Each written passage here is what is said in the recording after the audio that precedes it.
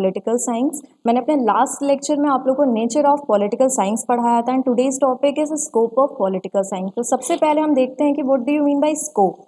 तो स्कोप का मतलब होता है सब्जेक्ट मैटर, उसका एक्सटेंशन, उसकी बाउंड्रीज। मींस पॉलिटिकल साइंस की बाउंड्री एक्सटेंशन क्या है और पॉलिटिकल साइंस के अंदर हम क्या क्या डील करते हैं, उसका सब्जेक्ट मैटर क्या क्या होता है। तो सबसे पहले हम आपको बता दें कि political science mainly deals with 3 subject, that is state, government and law. जैसा कि आप जानते हैं कि स्टेट क्या होता है। State is political entity where we have population, where we have government, where we have sovereignty and where we are surviving. State एक ऐसी जगह है जहाँ पे पॉपुलेशन का एक mass, population in the sense जहाँ पे नंबर ऑफ पीपल एक गवर्नमेंट के अंदर रिसाइड करते हैं।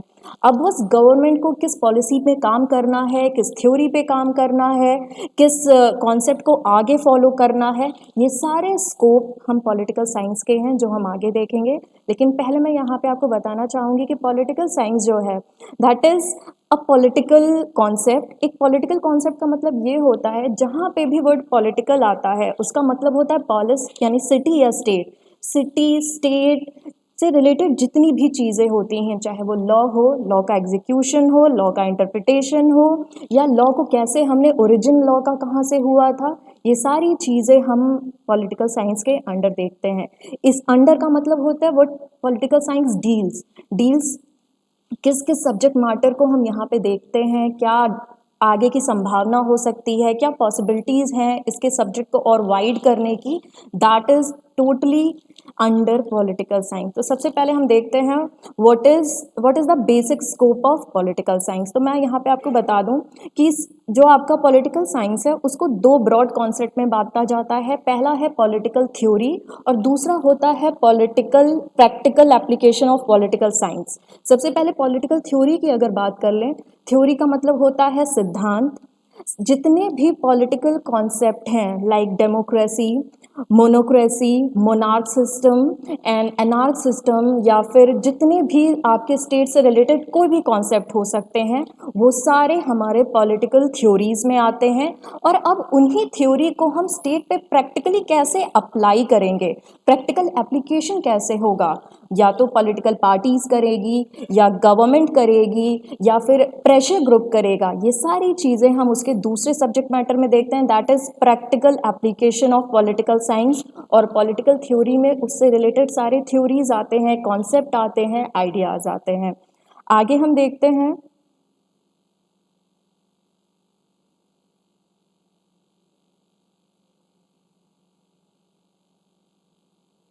सबसे पहले हम स्टार्ट करते हैं स्टेट से।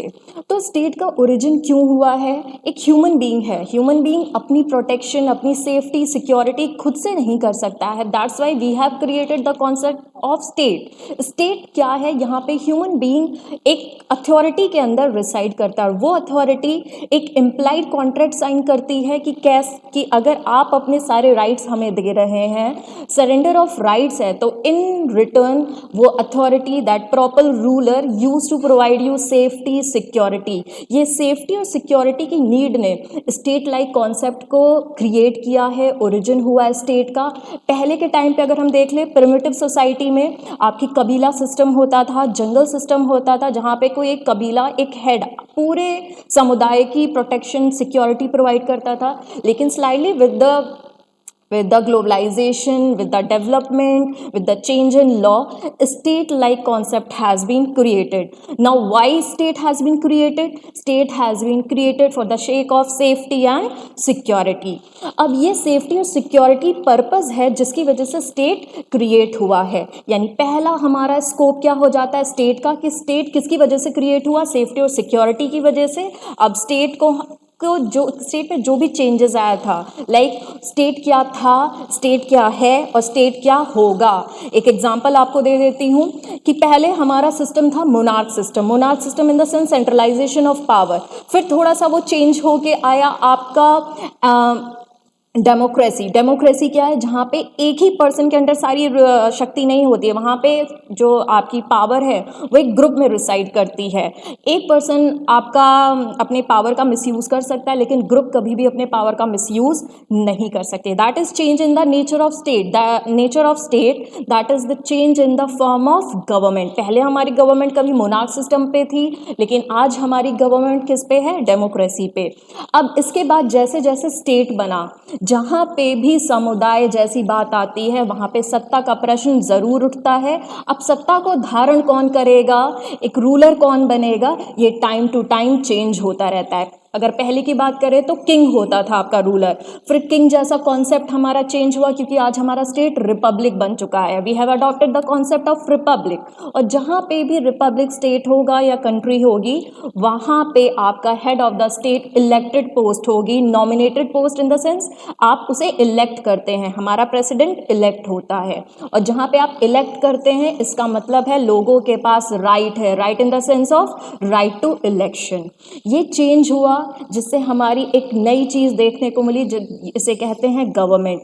गवर्नमेंट की ज़रूरत क्यों है? क्योंकि स्टेट एक आपकी इमेजिनरी कॉन्सेप्ट है जिसको आप देख नहीं सकते हैं, इसीलिए स्टेट को ज़रूरत थी एक अथॉरिटी को, कि कौन हमारी अथॉरिटी को कैरी करेगा, कौन उसको आगे बढ़ाएगा, कौन लोगों को सुरक्षा प्रदान करेगा, कौन उनकी सेफ्टी रखेगा, कौन लॉ को बनाएगा। इन सारी चीज़ों को नज़र में रखते हुए हमने कॉन्सेप्ट क्रिएट किया गवर्नमेंट का। Now what is government? Government is the relationship between governor and governed. Governor means ruler और गवर्नड मीन्स पब्लिक। जो एक सत्ताधारी होता है, जो लोगों की सुरक्षा के लिए चुना जाता है, उसे हम कहते हैं गवर्नमेंट। गवर्नमेंट की ज़रूरत क्यों है? For the shake of safety, for the shake of security and for the shake of execution of law. देखिए, सबसे पहले मैं आपको तीन चीज़ें बता चुकी हूँ बार बार कि स्टेट, गवर्नमेंट और लॉ। स्टेट को ज़रूरत है गवर्नमेंट की because government is the agent of state. अब स्टेट में गवर्नमेंट तो आ गई, गवर्नमेंट किस तरीके से काम करेगी, कहाँ काम करेगी, उसके पास क्या है? तो उसके पास लॉ जैसी चीज़ है। Now what is law? Law is the set of rules and regulation to regulate the human behaviour. Human behaviour को रेगुलेट हम किससे करते हैं? लॉ से। क्योंकि लॉ क्या है? ये रूल्स है, एक सेटअप है जिससे हम ह्यूमन बिहेवियर में चेंजेस लाते हैं। लाइक हम आपको आपके अंदर देखिए एक चीज़ बता दे रही हूँ। What is law? Law is the command of sovereign. ये आपके कमांड होता है, किसका? सॉवरेन का कमांड होता है, जहाँ पे आप अपने जो हेड ऑफ द स्टेट है, जो आपका रूलर है या आपका एक ज़माने में किंग था, उससे आप डरते थे। क्यों डरते थे? क्योंकि अगर आप वहाँ के रूल्स रेगुलेशन सेटअप को फॉलो नहीं करेंगे then you are liable for the punishment. तो पनिशमेंट का डर ही कहलाता है सैंक्शन। आज अगर आप ट्रैफिक रूल्स को फॉलो नहीं करेंगे then you will be liable for fine, challan. इसी डर से हम रूल्स और रेगुलेशन को फॉलो करते हैं।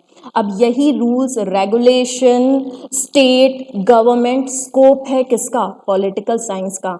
तीन चीज़ों को हम यहाँ पे मेनली देखते हैं कि क्या है पॉलिटिकल साइंस के अंदर। What is the subject matter of political science? That is state. State को चलाने के लिए गवर्नमेंट, और गवर्नमेंट स्टेट में कैसे काम करेगी? With the power of law, with the help of law. यानी लॉ एक मशीनरी है, एक सेटअप है जिससे आपकी गवर्नमेंट स्टेट में काम करती है। इसके आगे आपको मैं ये और बताना चाहूँगी कि टाइम टू टाइम जो आपकी स्टेट है, जो आपकी गवर्नमेंट है, उनको कुछ कॉन्सेप्ट्स चाहिए, उनको कुछ आइडियाज़ चाहिए, उनको कुछ बेसिक ओपिनियन चाहिए जिससे वो स्टेट को प्रॉपर वे में एग्जीक्यूट कर सकें। इसी तरीके से आपके जो पहले आइडिया और कॉन्सेप्ट आते हैं like liberty, equality, democracy, sovereignty, ये सारे पॉलिटिकल कॉन्सेप्ट हैं। ये पॉलिटिकल कॉन्सेप्ट क्या है? किसी पर्टिकुलर पॉलिटिकल थिंकर ने अपने आइडियाज़ दिए, जब वही आइडिया पूरी सोसाइटी ने एक्सेप्ट कर लिया तो वो पॉलिटिकल कॉन्सेप्ट बना देते हैं। यानी मेन चीज़ होती है एक्सेप्टेंस। जब किसी भी पर्टिकुलर पर्सन के कोई से भी आइडिया या ओपिनियन पूरी सोसाइटी एट लार्ज उसे एक्सेप्ट कर लेती है तो वही पॉलिटिकल कॉन्सेप्ट बन जाते हैं। Like liberty, equality means what is equality? सबको एक जैसा व्यवहार करना है। No one is above law. अब no one is above law का मतलब क्या होता है? कोई भी लॉ के ऊपर नहीं होता है, सबके लिए लॉ एक जैसा पर्टिकुलरली इन द सेंस एक जैसा बिहेव करता है। No one is above law that means law के समक्ष सब एक जैसे हैं, कोई कास्ट सिस्टम नहीं है, no discrimination on the basis of caste, creed, sex, religion, किसी के साथ भी भेदभाव ना किया जाए, ये है इक्वालिटी। इक्वालिटी कब आएगी? जब आप किसी के साथ भी इनइक्वालिटी नहीं करेंगे। जो ये ह्यूमन इनइक्वालिटी है, human inequality means caste system ला देना। कास्ट सिस्टम लाने का मतलब होता है ये वर्ण है, वर्ण सिस्टम जो होता है ये आपके जो आपकी सोसाइटी को कास्ट में डिवाइड किया गया था, ब्राह्मण, वैश्य, शूद्र, ये सब क्या है? ये सब ह्यूमन इंटरवेंशन है जिससे इनइक्वालिटी आती है। तो ये ह्यूमन इनइक्वालिटी को इरेज करना, वैनिश अप करना इज इक्वालिटी। यही बेसिक लिबर्टी है। What is liberty? Freedom with restriction. आपको फ्रीडम दी जाए ताकि आप अपने ह्यूमन पर्सनालिटी को एक्सप्रेस कर पाएं, लेकिन आपकी फ्रीडम एब्सोल्यूट कभी भी नहीं होती है, रिलेटिव होती है। रिलेटिव इन द सेंस कोई रिस्ट्रिक्शन जो है वो रिस्ट्रिक्शन इसलिए है ताकि आपकी सोसाइटी का जो एक सोशल ऑर्डर है वो उसको आप डिस्टर्ब ना कर सके। For example, you are free to drive but drunk and drive allowed नहीं है, क्योंकि अगर आप ड्राइव करते वक्त ड्रंक हैं तो आप एक्सीडेंट करेंगे, आप अपनी जान के साथ साथ दूसरे की लाइफ को भी डेंजर में लाएंगे। स्टेट ने आपको ड्राइव करने का, अपनी लाइफ को एंजॉय करने का बिल्कुल सारे राइट्स दिए हैं, लेकिन आप अपने राइट्स की बाउंड्री को वहीं तक मेंटेन करिए जहां तक दूसरे के राइट का वायलेशन नहीं होता है।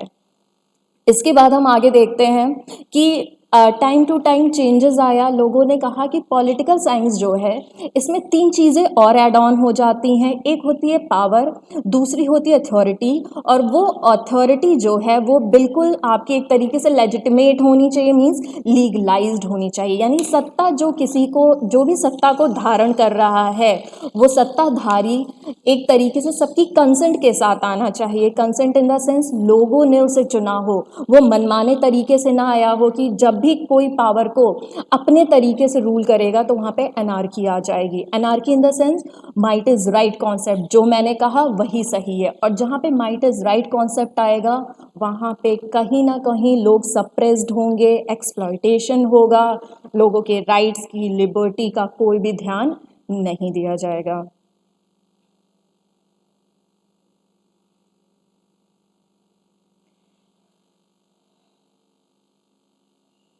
इसके बाद आपको ये और थोड़ा सा आगे बढ़ते हैं।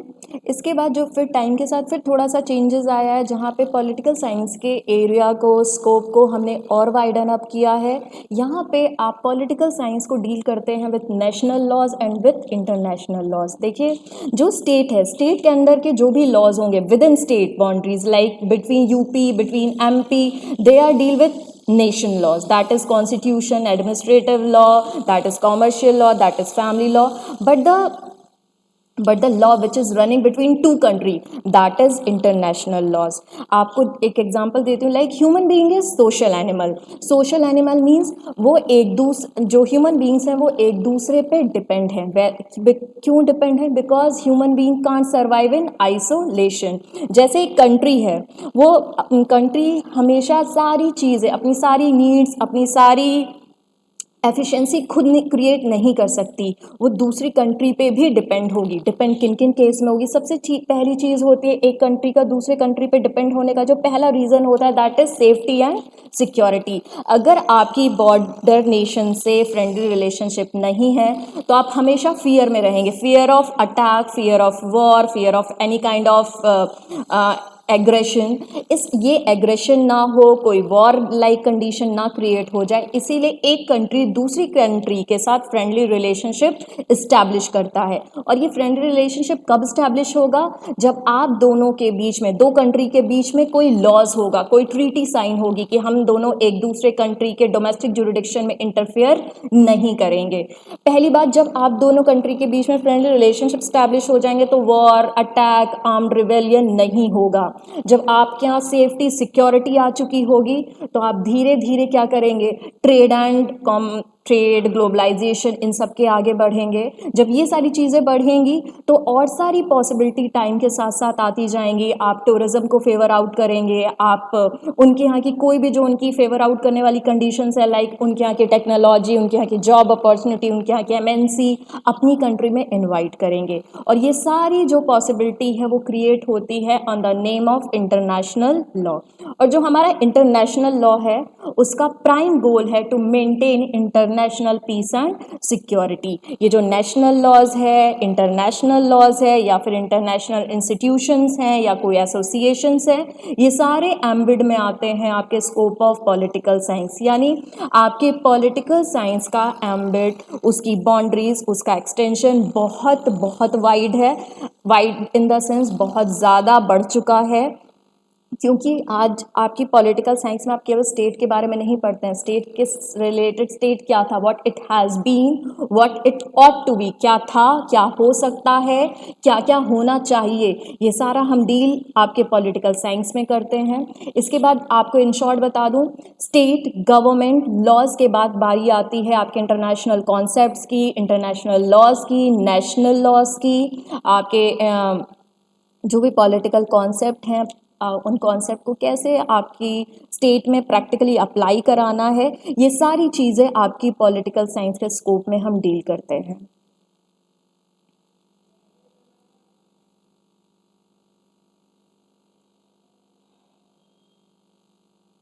इसके बाद हम बात करते हैं, मैंने स्टेट के बारे में बात कर ली, गवर्नमेंट के बात कर ली। अब बात हम करते हैं लॉज की, कि कैसे आपके पॉलिटिकल साइंस का स्कोप लॉ तक आता है। तो सबसे पहले हम आपको ये बता दें कि जो स्टेट है,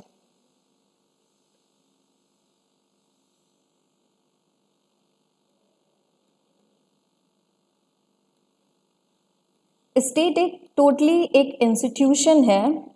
इस इंस्टीट्यूशन में आपको लॉ की ज़रूरत क्यों पड़ती है? Why do we need law? Because जब तक आपका लॉ नहीं होगा, what is law? Law is like setup. ये एक ऐसा सेटअप है जिससे ह्यूमन बिहेव को आप क्या करते हैं? रेगुलेट करते हैं। कैसे रेगुलेट करते हैं? एक एग्जाम्पल देते हैं कि पहले के टाइम में डिवाइन कॉन्सेप्ट था। Divine concept in the sense कि king is the messenger of God, king is the messenger of God and no one is allowed to raise his और हर वॉइस अगेंस्ट किंग। तो आप राजा से डरते थे। क्यों डरते थे? क्योंकि उसको माना जाता था कि राजा जो है वो किसका मैसेंजर है? गॉड का मैसेंजर है। जैसे आप भगवान के अगेंस्ट नहीं जा सकते, वैसे ही आप राजा के अगेंस्ट भी नहीं जा सकते। राजा ने जो कहा वो आप पे बाध्यकारी है, दैट इज आपको वो मानना ही मानना है। You don't have any option to say yes और नो। वैसे ही टाइम के साथ साथ चेंजेस आए। चेंजेस कैसे आए? आपने धीरे धीरे अपनी सोसाइटी में चेंज लेके आए। जहाँ पे पहले डिवाइन कॉन्सेप्ट था, धीरे धीरे आपका मोनार्क सिस्टम आया। मोनार्क सिस्टम को हटाने के बाद हमने लिबरलिज्म को फॉलो अप किया। लिबरलिज्म के बाद हमने डेमोक्रेसी को अडॉप्ट किया। डेमोक्रेसी जब हमने अडॉप्ट कर ली, what is democracy? Democracy is the form of government. ये एक ऐसी गवर्नमेंट का फॉर्म है जहाँ पे लोगों के बीच में से कोई एक व्यक्ति जाता है और वो व्यक्ति जाके आपके वेलफेयर के लिए, आपके welfare in the sense public के वेलफेयर के लिए काम करता है। कोई व्यक्ति बाहर से, फॉरेन से नहीं आता है, वो व्यक्ति आपकी ही कंट्री का होता है जो आपके लिए काम करता है। आपके लिए काम करना in the sense to serve the nation. अब यहाँ पे बात आती है कि लॉ क्या है। तो सबसे पहले मैं आपको बता दूं कि लॉ जो होता है वो एक रूल्स और रेगुलेशन का ऑर्डर है। वो रूल्स और रेगुलेशन बनाने का पावर किसके पास होता है? गवर्नमेंट के पास होता है। गवर्नमेंट क्या है? Government is the agent of state, जो किसके लिए काम करती है? स्टेट के लिए काम करती है, स्टेट में रहने वाले लोगों के लिए काम करती है। लॉ एक तरीके का कमांड है जो सॉवरेन प्रोवाइड करता है अपने इन्फीरियर के लिए। इन्फीरियर के लिए इसलिए क्योंकि अगर एक प्रॉपर यूनिफॉर्म चीज़ नहीं होगी तो हर कोई अपने अपना करेगा। वो कुछ और कर रहे हैं, हम कुछ और कर रहे हैं, और जब सारे जगह आपके एक अलग अलग डिस्कॉर्डेड वे में चीज़ें रहेंगी तो हर किसी के बीच में डिस्प्यूट होगा। डिस्प्यूट इन द सेंस वो कहेंगे राइट चलो, हम कहेंगे लेफ्ट चलो, राइट लेफ्ट के बीच में एक डिस्प्यूट होगा, ये डिस्प्यूट्स ना हो, ये क्लैशेस ना हो, इसीलिए हमें एक सेटअप चाहिए होता है, हमें एक रूल्स, एक प्रॉपर यूनिफॉर्म वे में एक रूल्स रेगुलेशन चाहिए होती है जिसे जो सबको फॉलो करना हो, सबको in the sense whole community, आपकी जितनी भी आपकी पॉपुलेशन है वो उन सब के ऊपर वो लॉ बाइंडिंग हो। इसीलिए कहा जाता है law is the command of sovereign which is binding in nature, और अगर आप उस बाइंडिंग इफेक्ट को फॉलो नहीं करते हैं then you are liable for the punishment. एक दूसरे तरीके से लॉ को बताती हूँ कि लॉ क्या है। Law is the medium by which we use to regulate the human behaviour. Human क्या है? ह्यूमन बीइंग एक तरीके के हम लोग क्या हैं, we all are social animal. इन सोशल एनिमल को अभी ये नहीं पता है क्या सही है क्या गलत है। Then law is the thing which use to create the difference between right and wrong. Law ने हमें सही गलत के बीच का डिफरेंस बताया है, हमारे बिहेव को रेगुलेट करता है, क्या नहीं करना है क्या करना है। ये सारी चीज़ें एक तरीके से सोशल ऑर्डर में मेंटेन की गई हैं जिसको आज हम लॉ के नाम से जाने जाते हैं। लाइक कॉन्स्टिट्यूशन क्या है, what is constitution? Law of land. उसमें एक प्रॉपर स्ट्रक्चर प्रोवाइड किया गया है जहां से आपका स्टेट, आपकी गवर्नमेंट, आपका प्रेसिडेंट, आपके पीएम, आपकी पॉपुलेशन, आपकी इमरजेंसी, आपके अमेंडमेंट सारे रेगुलेट कहाँ से होते हैं? By the law of the land. And law of the land क्या है? Constitution. Constitution is the law of the land which use to provide the proper structure to the government, to the people, to the public, to the nation and to the even to the PM, even president, हर एक कोई आपका किससे govern होता है? Law of the land का। Means law क्या है? लॉ एक तरीके का आप क्या मशीनरी है, एक तरीके का सेटअप है जो पूरे कंट्री में यूनिफॉर्म वे में अब एप्लीकेबल होता है। और अगर लॉ नहीं होगा तो क्या होगा? आपके यहाँ फिर से एनार्की आ जाएगी जिसे कहा जाता है जंगल राज होगा। आप जिसको चाहेंगे उसको मारेंगे, माइट इज़ राइट कॉन्सेप्ट आ जाएगा जहाँ पे अपनी अपनी मर्जी, अपने जीने के लिए आप दूसरों को कभी भी मार सकते हैं, यानी सेल्फ प्रिजर्वेशन के लिए आप किसी को भी मार सकते हैं। ये एनार्की ना हो, जंगल राज ना हो, आपकी पीसफुल माहौल हो, इसीलिए हमें लॉ की ज़रूरत है। और लॉ कब रहेगा, कब आएगा? जब आपके यहाँ एक प्रॉपर अथॉरिटी होगी, उस अथॉरिटी के पास पावर होगी। पावर किस चीज़ की होगी? लॉ बनाने की, लॉ को एग्जीक्यूट कराने की। और लॉ को एग्जीक्यूट कराने के बाद अगर लॉ का वायलेशन होता है तो प्रॉपर जस्टिस प्रोवाइड करने का भी पूरी पावर हमारी गवर्नमेंट के पास होती है। इसके बाद आपको ये बताना चाहूँगी कि मैंने आपको बताया था कि जो आपका पॉलिटिकल साइंस के जो सब्जेक्ट मैटर हैं, subject matter in relation with the scope of political science को दो अलग अलग पार्ट में डिवाइड किया है। पहला होता है पॉलिटिकल कॉन्सेप्ट और दूसरा होता है आपका political that is practical application of those political concept. आपने एक बार पॉलिटिकल कॉन्सेप्ट, पॉलिटिकल आइडियाज़ को इनाक्ट कर दिया, like democracy, like liberty, like equality. ये सारे कॉन्सेप्ट आपने एक बार किसी भी बुक में फ्रेम करके रख दिया, लेकिन बुक में फ्रेम करने से लॉज का एग्जीक्यूशन नहीं होता है। उन लॉ को एग्जीक्यूट करना पड़ेगा, इम्प्लीमेंट करना पड़ेगा। इसीलिए आपके दूसरे सब्जेक्ट मैटर की बात आती है जिसे कहा जाता है political practical application of those political ideas. एक एग्जाम्पल लेते हैं इक्वालिटी का।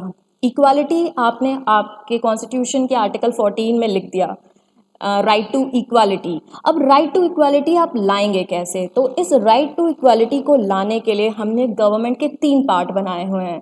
ऑर्गन ऑफ गवर्नमेंट, गवर्नमेंट के 3 अलग अलग ऑर्गन हैं, लेजिस्लेचर, एग्जीक्यूटिव एंड जुडिशरी। सबसे पहले लॉ को बनाने का काम करेगी legislature. Legislature is the body which is responsible for the enactment of laws. Laws एक बार बन गए, अब लॉज को एग्जीक्यूट कौन कराएगा? Executive being. मान लीजिए आपके देश में कोई भी तरीके का रॉयट हो जाए, एफरे हो जाए, तो लेजिस्लेटिव असेंबली से उठ के वहाँ के मेंबर्स आके शांति नहीं देंगे। तब आपकी पुलिस एडमिनिस्ट्रेशन, डीएम, किसी भी डिस्ट्रिक्ट के जो भी आपके डिस्ट्रिक्ट मजिस्ट्रेट होते हैं उनके हाथ में होता है to maintain peace and harmony.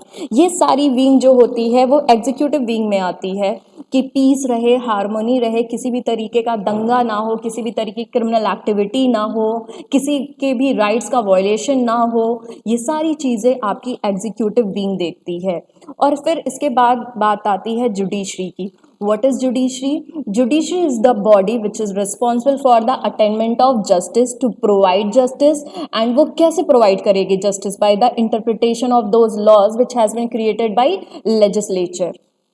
इसके बाद बात करते हैं पॉलिटिकल पार्टीज की। Political parties, what is political parties?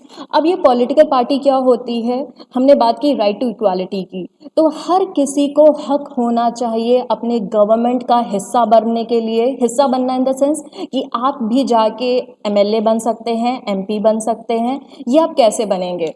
इसके लिए आपको किसी ना किसी पॉलिटिकल पार्टी का हिस्सा बनना पड़ेगा।